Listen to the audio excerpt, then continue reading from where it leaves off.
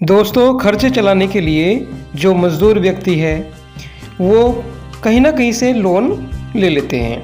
तो कई बार क्या होता है दोस्तों, जब उनको अपना बिजनेस डेवलप करना होता है या अपना कोई काम बढ़ाना होता है तब वे ब्याज ले लेते हैं। जी हाँ, ब्याज भी ऐसी जगह से ले लेते हैं कि वहाँ पर उनको सारी की सारी मजदूरी जितनी भी वो मेहनत करते हैं और पैसा कमाते हैं वो सारा का सारा पैसा ब्याज में ही चला जाता है। तो दोस्तों, एक मैं ऐसी स्कीम लेकर के आया हूँ कि अगर आप कोई काम करते हैं, छोटा मोटा अपना बिजनेस करते हैं, रेहड़ी पटरी लगाते हैं या फिर आप अपना ठेला लगाते हैं, तो दोस्तों आपको बहुत ही लाभ मिलने वाला है। क्योंकि मैं एक ऐसे लोन के बारे में बताऊंगा जो आपको कोई भी ब्याज नहीं देना होगा, यानी कि जिस पर आपको कोई भी ब्याज नहीं देना होगा। मान लीजिए आप 10,000 रुपये का लोन लेते हैं, तो दोस्तों 10,000 रुपये का लोन लेने पर अगर आपको 1 साल बाद में 10,000 रुपये देने पड़े तब ये लोन कैसा रहेगा। तो दोस्तों आप सभी सोच रहे होंगे कि ये तो बहुत बढ़िया लोन है। तो ये योजना क्या है आपके मन में आ रहा होगा। तो सबसे पहले मैं आपको योजना के बारे में बता देता हूँ दोस्तों। ये इस योजना का नाम है PM स्वनिधि योजना। जी हाँ, इसका नाम है स्वनिधि योजना, प्रधानमंत्री स्वनिधि योजना। तो दोस्तों इस योजना के अंतर्गत आपको 10,000 रुपये तक का लोन मिल जाता है। और ये आप देख सकते हैं, इसमें लिखा हुआ ministry of housing and urban affairs launch a scheme PM street vendor Atmanirbhar Nidhi, PM Svanidhi. ठीक है, तो ये जो स्कीम है ये सेंट्रल गवर्नमेंट के द्वारा चलाई जा रही है और केवल जो वेंडर हैं, वेंडर मतलब जो कि अपना रेहड़ी पटरी वाला काम करते हैं, छोटा मोटा रोजगार चलाते हैं, तो उन्हें के लिए ही ये लाभ मिलने वाला है, ये स्कीम है। और आगे देख सकते हैं कि to empower street vendor by not only extending loan to them. ठीक है, तो दोस्तों ये जो स्कीम है ये केवल उनके लिए ही है जो अपना कोई रोजगार कर रहे हैं और उस रोजगार को बढ़ाना चाहते हैं, तो उनको इस योजना का जो लाभ है वो मिल जाएगा। दोस्तों इस योजना के अंतर्गत आप देख सकते हैं लिखा हुआ भी है कि अप टू 10,000 रुपये तक का आपको लोन मिल जाता है। तो दोस्तों ये लोन में आपको किस तरह से आपको पेमेंट देना होगा, कैसे देना होगा, आपको लाभ कैसे मिलेगा, ये जानकारी मैं आपको दे देता हूँ। तो सबसे पहले इलस्ट्रेशन ऑफ बेनिफिट्स लिखे हुए हैं। इसमें दोस्तों क्या होता है कि आपका जो इंटरेस्ट सब्सिडी है, यानी कि आपके ब्याज पर जो छूट मिलती है वो 7% पर एनम, यानी कि 1 साल पर रेगुलर अगर आप पेमेंट करते हैं लोन की। ठीक है, रेगुलर पेमेंट का मतलब ये है मंथली अगर आप किस्त बनवा करके पेमेंट करते हैं तो 7% तक का इसमें आपको सब्सिडी मिल जाएगी।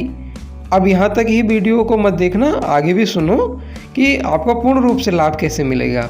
ठीक है, मैं जानता हूँ कि पढ़े लिखे से ज़्यादा जो लोग निरक्षर होते हैं वो हिसाब किताब में बहुत ज़्यादा माहिर होते हैं और बहुत हम इतना कैलकुलेटर से जोड़ेंगे इतना वो दिमाग में जोड़ लेते हैं।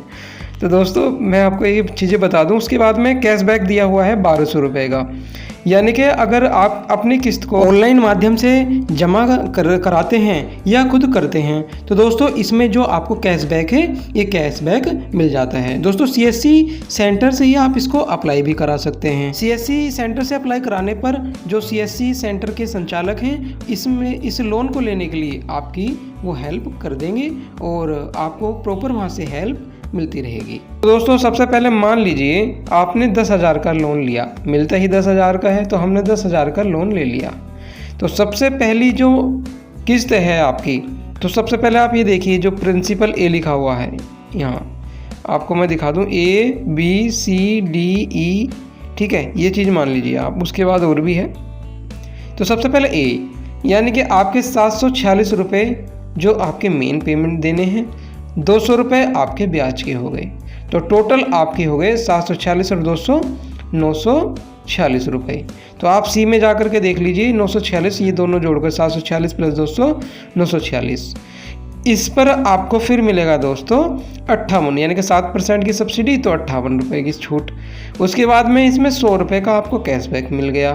ठीक है, यानी कि जितनी भी आप किस्त जमा करोगे सब में 100 का, यानी कि 12 किस्त हैं तो 1,200 रुपये का आपको ये कैशबैक मिल गया। ठीक है, और 7% की सब्सिडी।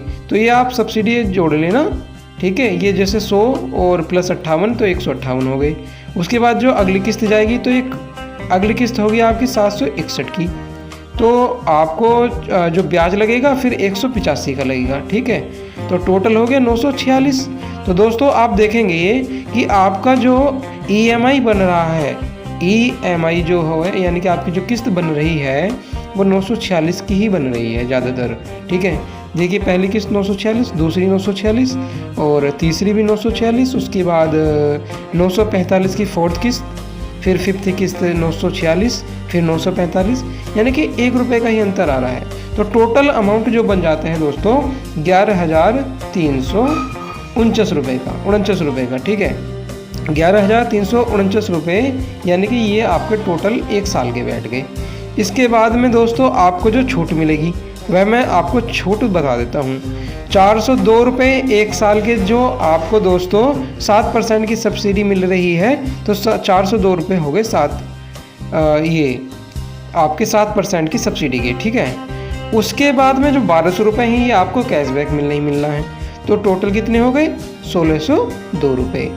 अब दोस्तों आप जोड़ करके देखिए कि आपको 10,000 रुपये आपने लोन लिया, ठीक है।